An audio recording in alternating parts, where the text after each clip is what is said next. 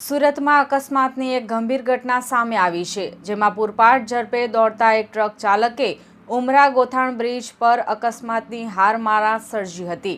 ટ્રકે એક બે નહીં પરંતુ 3થી વધુ કારને ટક્કર મારી હતી, જેના કારણે વાહનોને મોટું નુકસાન થયું હતું। પ્રાપ્ત માહિતી અનુસાર આજે આ ઘટના ઉમરા ગોઠાણ બ્રિજ પર બની હતી।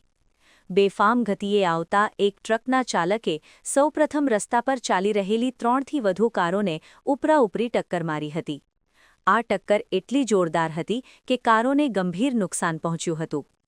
કારોને ટક્કર માર્યા બાદ આ બેકાબૂ ટ્રક અન્ય એક ટ્રકમાં ધડાકાભેર ઘૂસી ગયો હતો, જેના કારણે અકસ્માતની ગંભીરતામાં વધારો થયો હતો।